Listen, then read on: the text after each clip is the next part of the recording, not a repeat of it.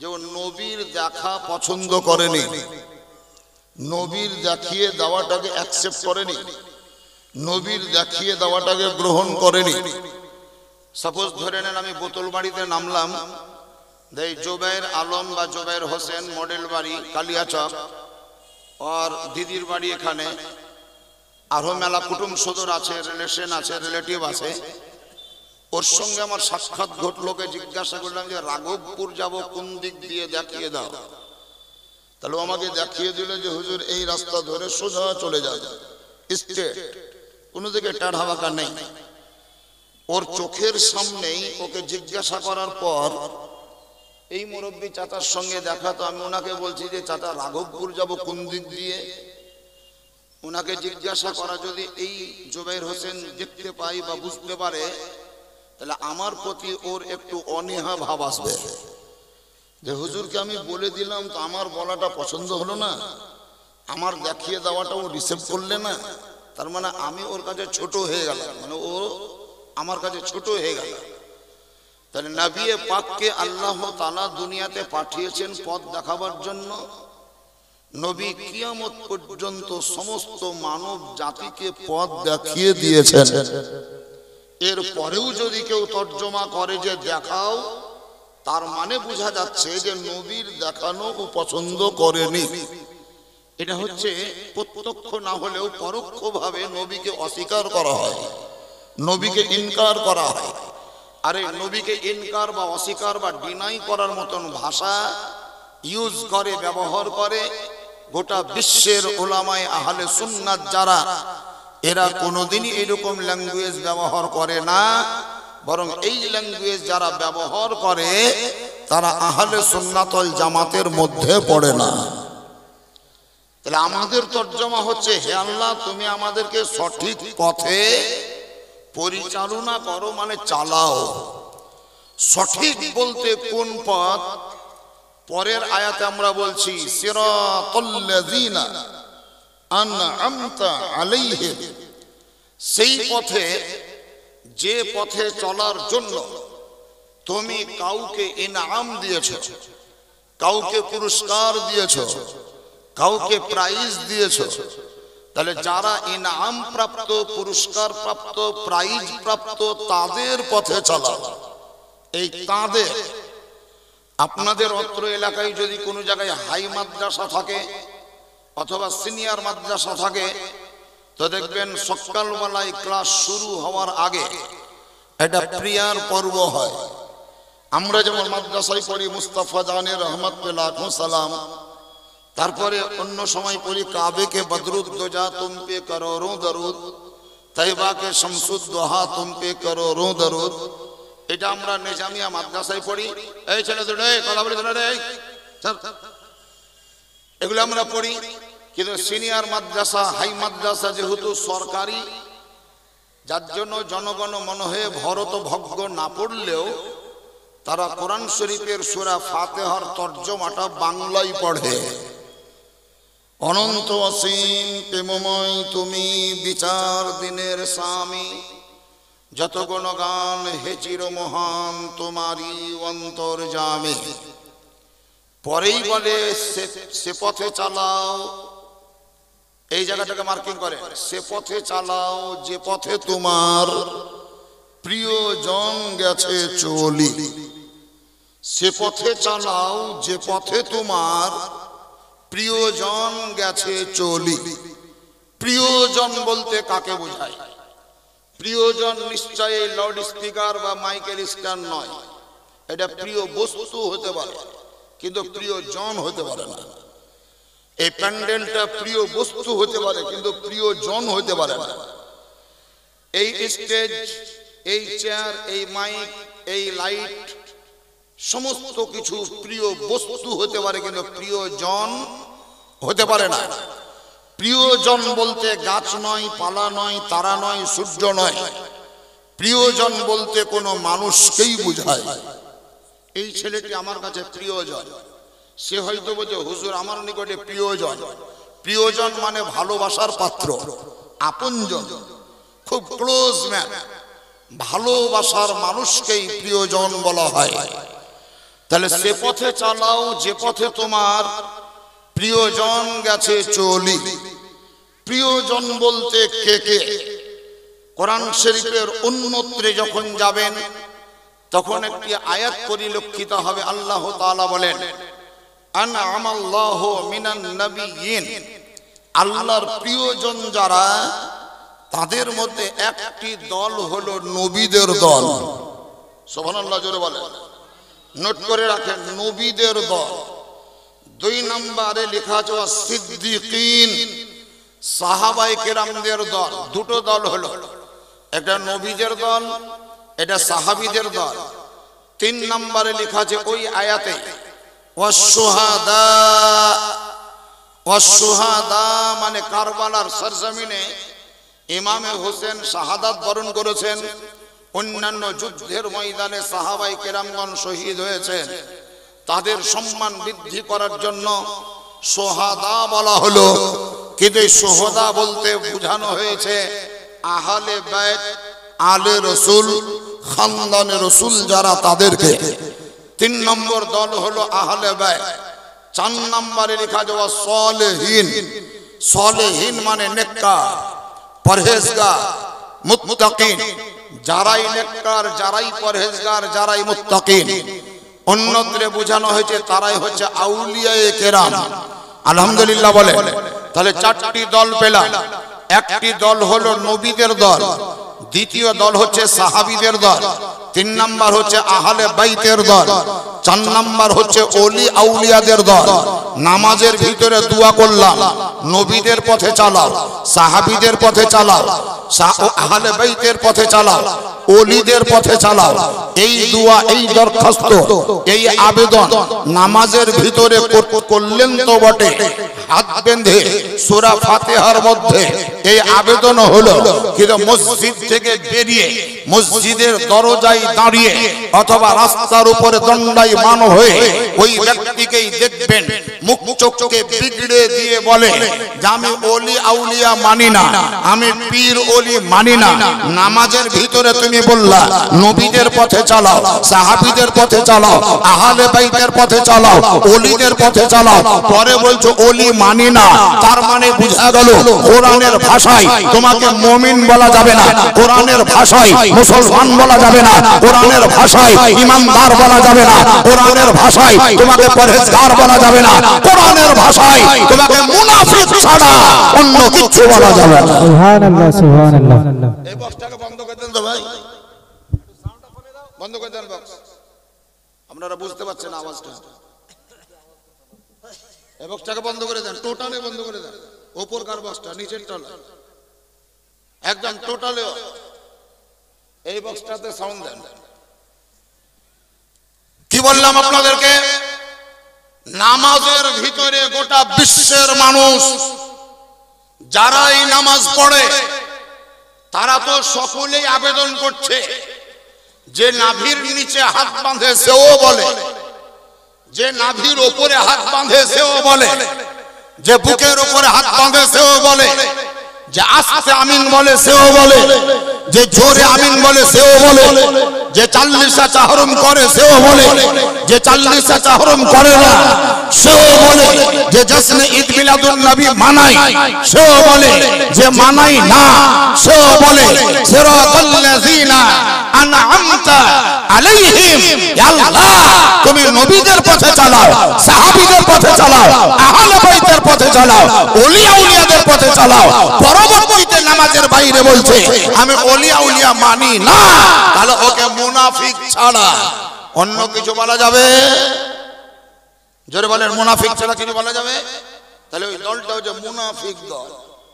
আর এই মুনাফিকদের ব্যাপারে আল্লাহ রব্বে কায়নাত বলেন ওয়া মিনান নাসি মান ইয়াকুলু আমান্না বিল্লাহি ওয়া বিল ইয়াউমিল আখির।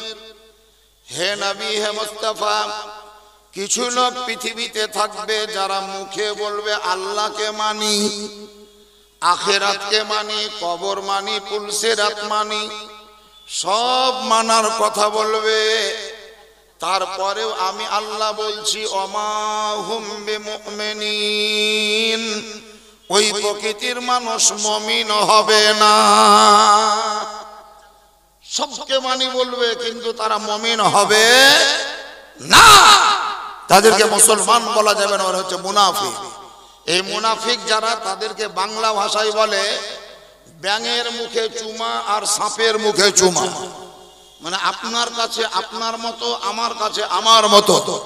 তদানীন্তন কালের মুনাফিক যারা নবী মুস্তাফার নিকটে গিয়ে তারা বলতো যে হে নবী মুহাম্মদ, আমরা আপনার পক্ষে আছি, কিন্তু যখনই নবীর কাছ থেকে একটু দূরে সাইডে চলে যেত, বাইরে চলে যেত, তখন বলতো এমনি মজাক করার জন্য গিয়েছিলাম, আমরা তোমাদের সাথেই আছি।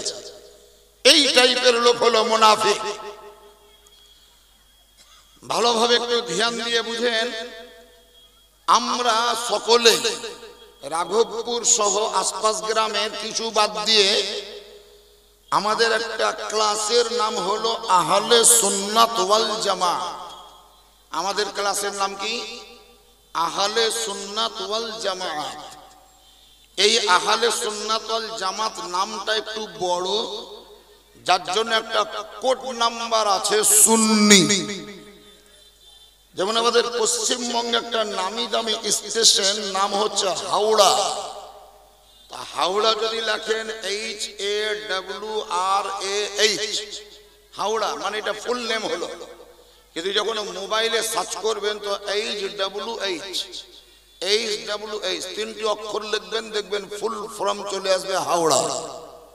রামপুরহাট আছে বীরভূম একটা স্টেশন, রামপুরহাট লিখতে গিয়ে RAMPURHAT রামপুরহাট, কিন্তু ছোট নামের কোড নাম্বার শুধুমাত্র RPH, তিনটি অক্ষর লিখবেন, দেখবেন রামপুরহাট চলে আসবে। তাহলে বড় নামকে ছোট করার জন্য কোড নাম্বার পাওয়া যায়। বড় নামকে ছোট করার জন্য, যেমন MBBS, ডাক্তারদের নামের পিছনে লেখা থাকে MBBS, এর বাংলা না এমনিতে যদি বলেন ফুল ফর্ম কি, তো MBBS বলছে ব্যাচেলর অফ মেডিসিন, তারপরে MSc মাস্টার অফ সায়েন্স, এরকম ফুল ফর্ম আছে। আমাদের আহলে সুন্নাত ওয়াল জামাত এটা হচ্ছে গোটা নাম, ফুল নেম, পুরো নাম, আর সংক্ষিপ্ত নাম হলো সুন্নি। কি বললাম? সংক্ষিপ্ত নাম কি? জোরে বলেন। সংক্ষিপ্ত নাম, ছোট নাম মুখস্থ করেন, জালসা বহু শুনেছেন, আজকেও শুনেন, সুন্নি। এই সুন্নি যখনই লিখবেন এটা কোড নাম্বার, মানে আহলে সুন্নাত ওয়াল জামাত। তাহলে আমাদের ক্লাসের নাম হলো সুন্নি, এটা মাথায় রাখেন। এই ছেলেটি আর আমি আর ওই ছেলেটি, আমরা তিনজনেই মাধ্যমিক পাস করলাম। মাধ্যমিক পাস করলাম, করার পর আপনারা ভাবিয়েন না যে আজকেই করলাম, না হয়তো ভাববেন যে এত বুড়া মলবি কি করে মাধ্যমিক পাস করলে। 16 বছর 17 বছরে মাধ্যমিক হয়, তো 47-48 বছর বয়সের মাওলানা মাধ্যমিক দিলে কি করে? সাপোজ বলছি এই তিনজন মিলে আমরা মাধ্যমিক পাস করলাম, মানে ক্লাস 10। এবার যাব আমরা 11-এ ভর্তি হওয়ার জন্য। তিনজনেই চলে গেলাম, ও ভর্তি হলো 11-এ, আমিও ভর্তি হলাম 11-এ, এই ছেলেটিও ভর্তি হলো ক্লাস 11-এ। তিনজনে ক্লাস 11-এ ভর্তি হয়ে বেরিয়ে চলে এলাম। মিডিল একজন পথের মধ্যে জিজ্ঞাসা করে কোন ক্লাসে ভর্তি হলেন আপনারা? আমি বললাম 11। এও বলছে 11, ও বলছে 11। ক্লাস 1 হলো না আলাদা? ক্লাস 1 হলো না আলাদা? তিনজনের ক্লাস 1 না আলাদা? 1। এবার ওকে জিজ্ঞাসা করছে কোন বিভাগে? তো এই ছেলেটি বলছে সায়েন্স বিভাগে। আমাকে জিজ্ঞাসা করছে আপনি কোন বিভাগে? আমি বললাম আর্টস বিভাগে। জুবাইর হোসেনকে জিজ্ঞাসা করা হচ্ছে তুমি কোন বিভাগে? তো বলছে আমি কমার্স বিভাগে। তাহলে বিভাগ হলো 3টি, এর হলো কমার্স, আমার হলো আর্টস, ওর হলো সায়েন্স। বিভাগ 3টি হলেও ক্লাস কটি? ক্লাস 1টি। ক্লাসের ক্ষেত্রে বলতে হবে 11। বিভাগ করতে যখন যাবে তখন 3টি বিভাগ হবে। আহলে সুন্নাত ওয়াল জামাত গোটা বিশ্বের মুসলমানদের জন্য একটি ক্লাসটির নাম হলো আহলে সুন্নাত ওয়াল জামাত, সংক্ষিপ্ত নাম হলো সুন্নি। এর মধ্যে বিভাগ হচ্ছে চারটি। একটি বিভাগের নাম হানাফি, একটি বিভাগের নাম শাফিঈ, একটা বিভাগের নাম মালিকি, আর একটা বিভাগের নাম হলো হাম্বলি। ক্লাস একটি, বিভাগ হলো চারটি। যদি হানাফি হয় তাহলে সুন্নি হবে, যদি শাফিঈ হয় তাহলে সুন্নি হবে, যদি মালিকি হয় তাহলে সুন্নি হবে, যদি হাম্বলি হয় তাহলে সুন্নি হবে। আর এই সুন্নি যারা, তাদেরকে আহলে সুন্নাত ওয়াল জামাত বলে। আল্লাহর পয়গম্বর হাবিবে কিবরিয়াগার শাহনশাহে সিওয়াকার মক্কার সরদার মদিনার তাজদার পাপীদের উদ্ধার ইসলাম রবি প্রেমের ছবি নূরুল নবী মামিনার লাল মুরুদুল হাল মক্কার হিলাল নবী মুস্তাফা বলেন, আমার উম্মতের মধ্যে টুপি পড়া, দাড়ি রাখা, পাঞ্জাবি পড়া, পায়জামা পড়া, নামাজ পড়া, হজ করা, কোরআন তেলাওয়াত করা, তাসবিহ পড়া, দান করা, মসজিদ বানানে ওয়ালা, মাদ্রাসা বানানে ওয়ালা, এইরকম উম্মতের মধ্যে ৭৩টি দল হবে। তার মধ্যে শুধুমাত্র একটি দল জান্নাতে যাবে, সেই দলটির নাম আহলে সুন্নাত ওয়াল জামাত হবে। সেই দলটির নাম আহলে সুন্নাত ওয়াল জামাত হবে, সুন্নি হবে। এখন কেউ যদি বলে যে আমি দেওবন্দি, তাহলে বুঝে নিন যে সুন্নি ক্লাসের মধ্যে পড়ে না। বুঝতে পারলেন না? ও সুন্নির মধ্যে পড়ে না। কোন ছেলে যদি বলে আমি ক্লাস 8-এ পড়ছি, তাহলে জানতে হবে সায়েন্সে নাই, কমার্সে নাই, আর্টসে নাই। সায়েন্স, কমার্স, আর্টস এটা হয় মাধ্যমিকের পর, তার আগে হয়। 8-এ পড়া ছাত্র যেমন সায়েন্স, আর্টস, কমার্সের মধ্যে থাকতে পারে না, ঠিক তেমন নিজের নাম আহলে হাদিস, দেওবন্দি, ফারাজি, কাদিয়ানি, শিয়া, রাফজি এরকম নামকরণ যারা করবে, তারা কোনদিন আহলে সুন্নাত ওয়াল জামাতের মধ্যে পড়বে না। আর নবী মুস্তাফা বলেছেন শুধুমাত্র আহলে সুন্নাত ওয়াল জামাতই জান্নাতি। এবার আপনারা বুঝে নেন যে তারা জান্নাতে যাওয়ার মতো হকদার হবে না হবে না। আমি আপনাকে আর ক্লিয়ার বুঝাতে পারবো। আরো একটু পরিষ্কার বুঝিয়ে দিচ্ছি, নোট করুন। আমরা আজকে রাঘবপুরে বসে আছি, রাঘবপুরে আছি। এই রাঘবপুর থেকে মাওলানা আবু সুফিয়ান আছে, এখানে নাই, চলে গেছে। মানে আরো একজন মুফতি সাহেব আছেন, ওনার খিদমতেও ব্যস্ত, ইমাম সাহেব। মাওলানা আবু সুফিয়ান আমাকে রাঘবপুরের ধরতি থেকে মোবাইল বার করে আমার ফোন নাম্বারটা নোট করে ফোন লাগালো, এই যে হুজুর আসসালামু আলাইকুম। ব্যাস, আর বেশি বলছি না, এই জায়গাটাকে মার্কিং করে। সে কি বলল? আসসালামু আলাইকুম। যখন মোবাইলের দ্বারাই সে আমাকে সালাম দেয়, তখন তার অন্তরে এই বিশ্বাসটা জন্মাতে হয়েছে যে আমি ওনাকে সালাম যেহেতু দিচ্ছি, সেহেতু তিনি আমার সালাম শুনতে পাবেন এবং উনি আমার সালামের উত্তর দেবেন। এই বিশ্বাস ছিল বলেই তো সালাম দিয়েছে। বুঝতে পারলেন না? এই বিশ্বাস ছিল বলেই সালাম দিয়েছে। আমার সালাম শুনতে পাবে না, যদি বিশ্বাস থাকতো তাহলে সালাম দিত না। সালাম দেওয়ার টাইমে বিশ্বাস জন্মাতে হয়েছে যে আমার সালাম শুনতে পাবে এবং সে আমার সালামের উত্তর দেবে। তাহলে রাঘবপুরের ধরতি থেকে মুর্শিদাবাদের সরজমিনে থাকা মাওলানা মুআজ্জম হোসেনকে সালাম দিতে গিয়ে বিশ্বাস জন্মাতে হবে, সালাম শুনতেও পাবে, উত্তরও দেবে। ঠিক তেমন আপনি আমি নবী মুস্তাফাকে সালাম দেওয়ার সময় বিশ্বাস জন্মাতে হবে যে নবী মুস্তাফা আমার সালাম শুনতেও পাবে, নবী আমার উত্তরও দেবে। তবে পার্থক্য কোন জায়গায়? মাওলানা মুআজ্জম সালাম শুনতে পাবে টাওয়ারের দ্বারাই, আর নবী সালাম শুনতে পাবে আল্লাহর দেওয়া পাওয়ারের দ্বারা।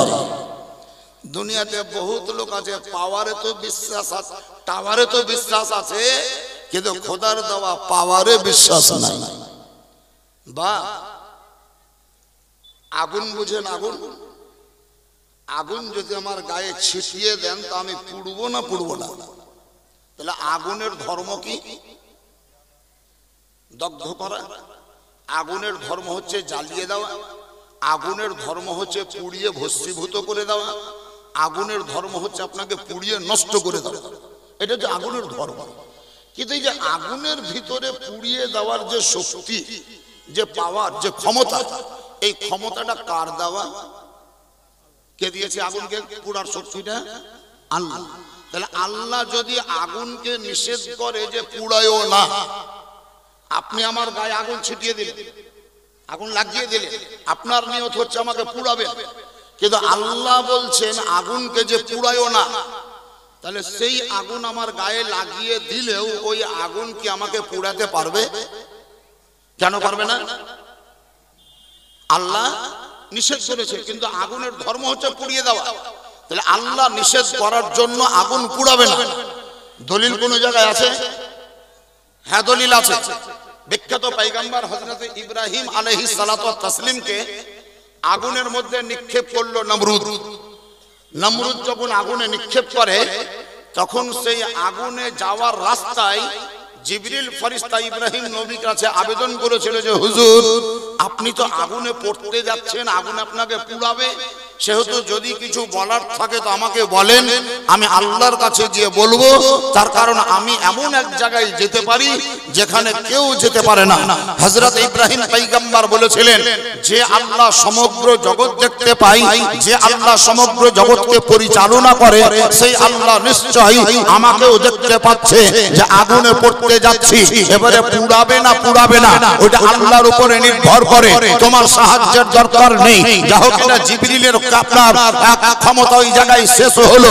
আল্লাহ রব্বে কায়নাতের পয়গম্বর হযরত ইব্রাহিম খলিলুল্লাহকে নমরুদ যখন আগুনে নিক্ষেপ করে, আগুনের দিকে এগিয়ে যাচ্ছে, তখন আল্লাহ বললেন, ইয়া নারু কুনি বারদাও ওয়া সালামান আলা ইব্রাহিম, হে আগুন তুমি ইব্রাহিমের জন্য শান্তিময় হয়ে যাও, ইব্রাহিমের জন্য ঠান্ডা হয়ে যাও, ইব্রাহিমের জন্য ফুলের বাগান হয়ে যাও।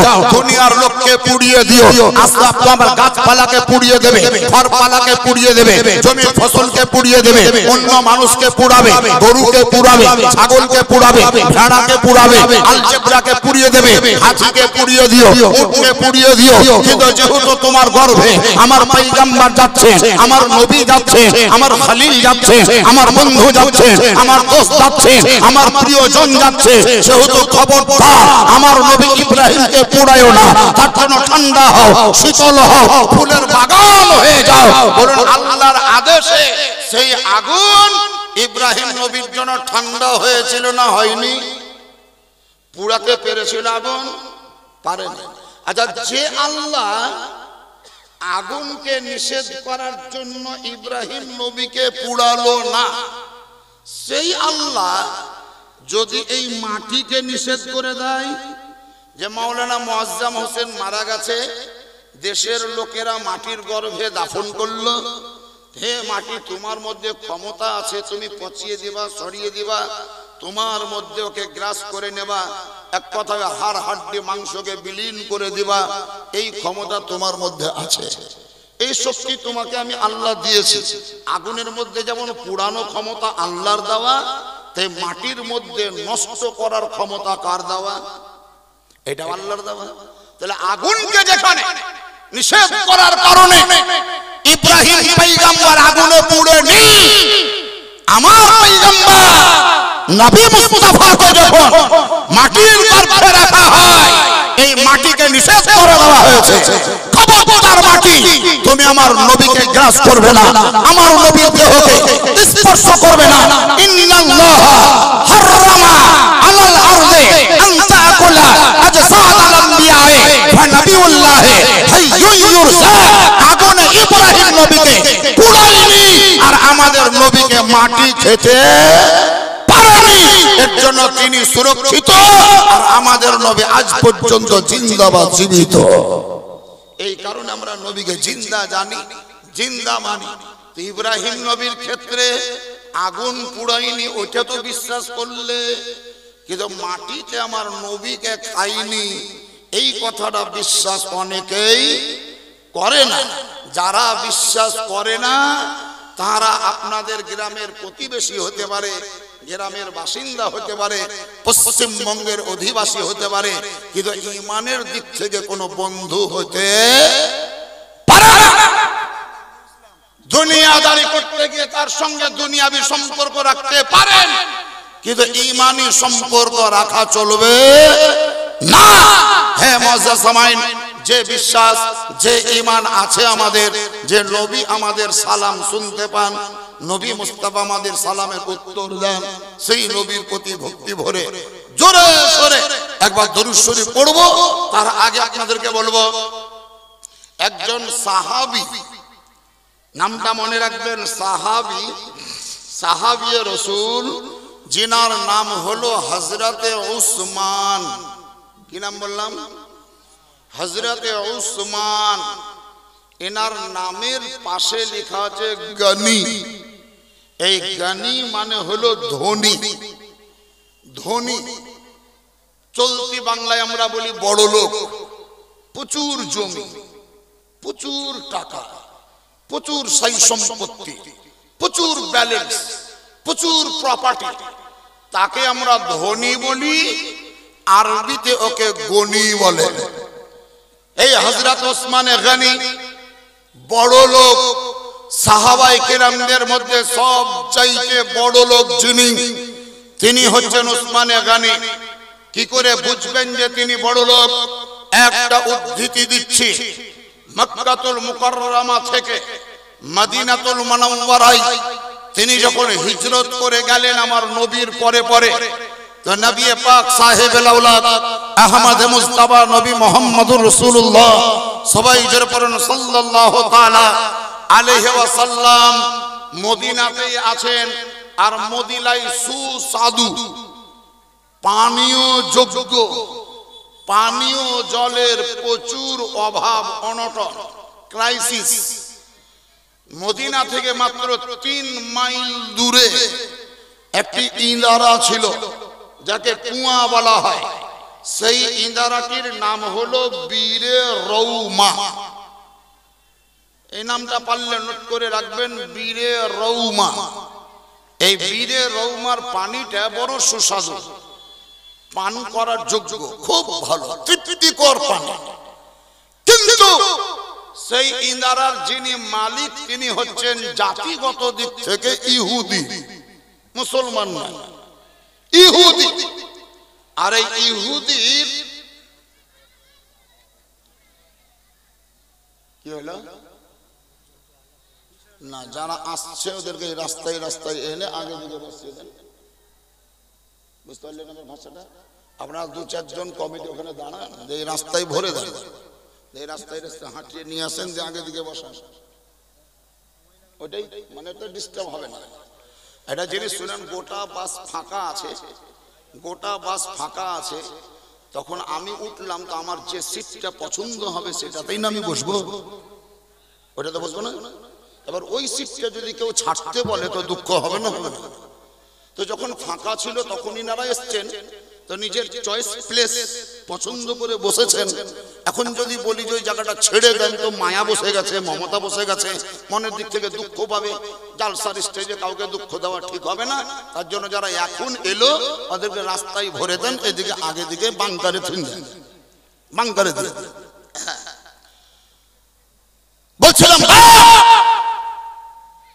মদিনাতুল মুনাওয়ারা ইন্দারা, যে ইন্দারাটির নাম হচ্ছে বীরে রৌমা।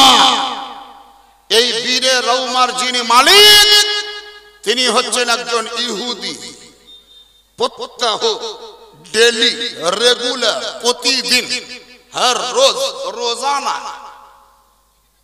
সকালবেলায় যায় আর ওই ইন্দারার পানি তুলে তুলে জনগণকে, কাউকে 2 লিটার, কাউকে 3 লিটার, কাউকে 4 লিটার করে পানি দেয়।